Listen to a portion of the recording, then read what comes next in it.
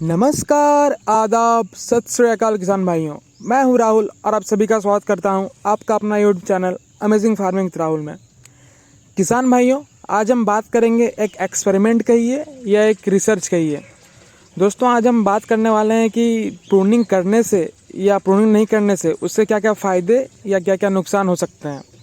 जैसा कि आप देख पा रहे हैं, हमने जो ऊपर वाला भाग है ये इस पौधे का, इसको हमने छोड़ दिया था, इसमें कोई प्रूनिंग नहीं की थी। जबकि जो नीचे वाला भाग है उसमें हमने प्रूनिंग कर दी। इसका एक पहला तो मुख्य कारण ये है कि ये जो पौधा है ये काफ़ी ज़्यादा हाइट पकड़ लिया है, तो हमें प्रूनिंग करने में अभी से दिक्कत आने लग रही है, जो कि ये सीडलिंग का पौधा है। तो दोस्तों, आप लोग देख सकते हैं कि जो सीडलिंग का पौधा है उसमें किस प्रकार की दिक्कतें आनी शुरू हो जाती हैं। ये मात्र दूसरा साल का पौधा ही है, लेकिन इसमें हमें प्रूनिंग करने में काफ़ी दिक्कत आ रही है अभी से। किसान भाइयों, सीडलिंग का ये पौधा और इसका ग्रोथ देख करके ऐसा प्रतीत हो रहा है कि जो रूट स्टॉक का चयन है एप्पल के खेती में, वो काफ़ी महत्वपूर्ण भूमिका निभाता है सेब की खेती में।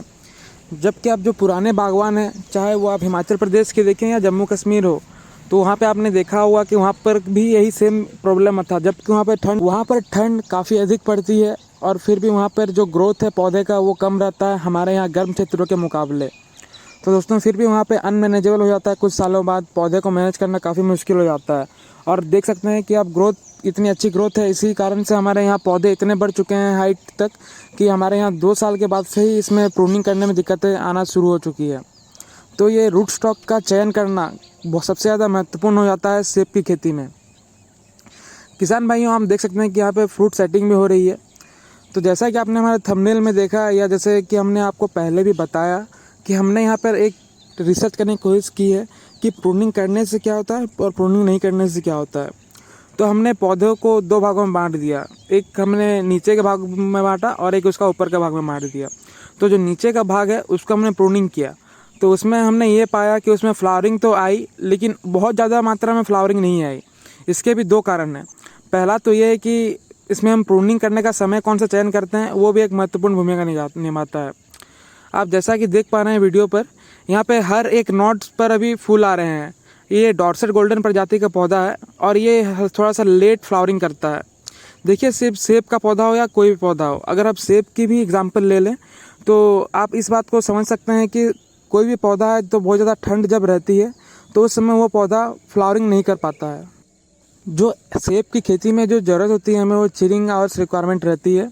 तो चिल आवर्स जो रिक्वायरमेंट है वो अपने जगह पर है। ठंड तो चाहिए ही सेब को फूल फ्लावरिंग करने के लिए, फ्रूटिंग करने के लिए, लेकिन एक ठंड के बाद जो फूल खिलना होता है उसके लिए कोई भी पौधा को या सेब का पौधा को गर्मी की काफ़ी ज़रूरत होती है, तभी वो फूल जो है वो ब्लूम कर पाते हैं, वो खिल पाते हैं।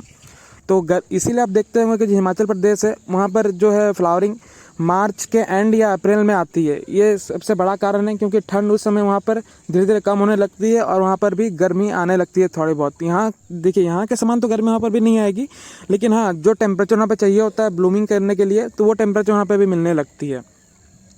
और हमारे यहाँ पर क्या होता है, जब हम प्रूनिंग कर लेते हैं जल्दी, तो फ्लावरिंग और करने में दिक्कत इसलिए आती है क्योंकि अगर हम दिन की बात करें तो काफ़ी ज़्यादा टेम्परेचर बढ़ जाता है, 30 डिग्री तक भी पहुंच जाता है कहीं कहीं पर। लेकिन अगर हम रात की बात करें तो वहाँ पे फिर चिल और रिक्वायरमेंट मिलने लगता है, मतलब 7 डिग्री के आसपास टेम्परेचर होने लगता है। 7 डिग्री, 8 डिग्री, 9 डिग्री, 10 डिग्री ये टेम्परेचर हमें प्राप्त होने लगता है। तो यही कारण है कि यहाँ पे जो फूल है वो ना ही अच्छे से खिल पाते हैं, जो फूल खिलना रहता है वो भी अच्छे से नहीं खिल पाते हैं, क्योंकि एक समय पर गर्मी आ जा रहा है, एक समय पर ठंड आ जा रहा है। तो जो फूल खिलना रहता है वो भी अच्छे से खिल नहीं पाते हैं, इसी कारण से, टेम्परेचर डिफरेंस के कारण से।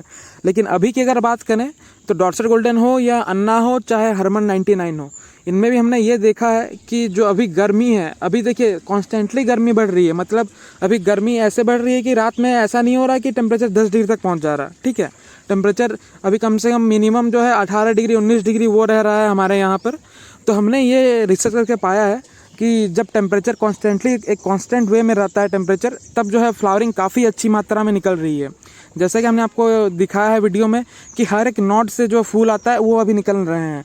आपको मैं हफ्ते भर के बाद रिजल्ट दिखाऊंगा कि इसमें पूरा जो पौधा है ये पूरा फूल से भर जाएगा और ये पूरा सफ़ेद हो जाएगा फूल से। अगर हम प्रूनिंग की बात करें, जो कि हमने अन्ना पर किया था, उसमें हमने दिसंबर के 2nd वीक में प्रूनिंग कर दिया था।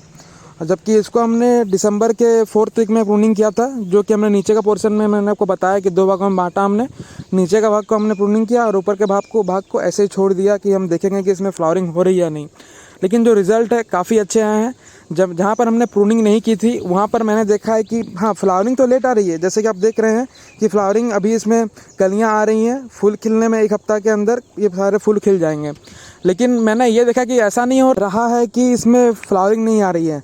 भले ही फ्लावरिंग जो है वो लेट देखने को मिल रही है, लेकिन आप जैसा कि देख रहे हैं हर एक नॉट पर इसमें फूल आ रहे हैं अभी।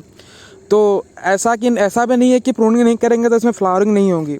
लेकिन हाँ, 1 साल में हमको प्रूनिंग तो हर साल में एक बार करनी चाहिए, क्योंकि हमें सिर्फ फूल या फल लेने नहीं होते हैं, हमें एक सेब के जो पौधा है उसको एक प्रॉपर शेप में भी ढालना होता है।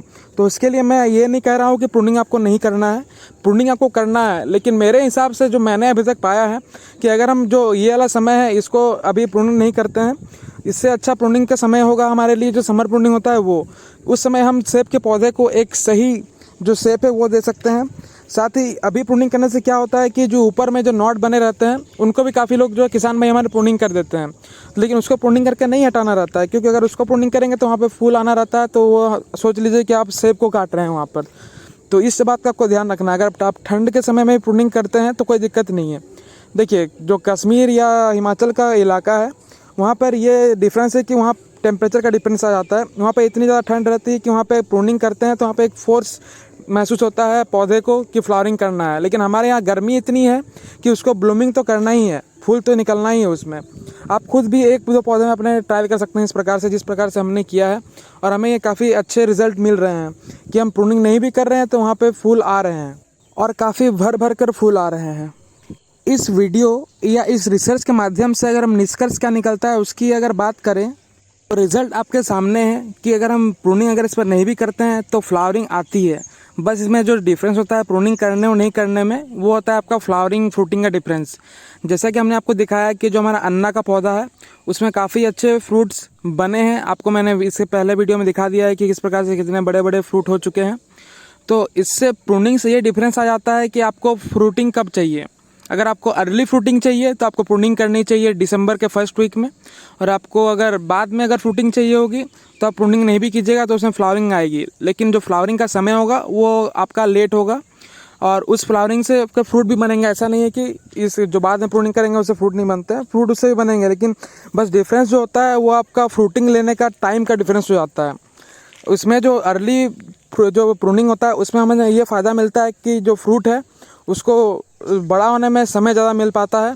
जबकि अगर अभी आप देखते हैं तो अभी देखिए मार्च का एंड तक इसमें फ्लावरिंग आएगा, ठीक है, मार्च का एंड तक फ्लावरिंग आते रहेगा और फ्रूट सेटिंग होती रहेगी। तो 1 महीना का ज़्यादा अतिरिक्त समय मिल जाता है जब हम अर्ली प्रूनिंग कर देते हैं तो फ्रूट को बढ़ने में। लेकिन हाँ, इसमें आप देख सकते हैं कि इसमें हमें जो फ्लावरिंग होती है उसमें भी दिक्कत आने लगती है, क्योंकि टेम्परेचर डिफरेंस काफ़ी होने लगता है उस समय में। तो ये डिफरेंस हो जाता है। अगर आपको एक जो सेम वे अगर हम बात करें कि अगर एक साथ आपको पूरी फ्लावरिंग चाहिए होगी पूरे पौधे पर, जिससे कि पॉलिनेशन भी अच्छे से हो पाएगी, तो उसके लिए आपको लेट प्रूनिंग करने का मैं सजेशन दूंगा।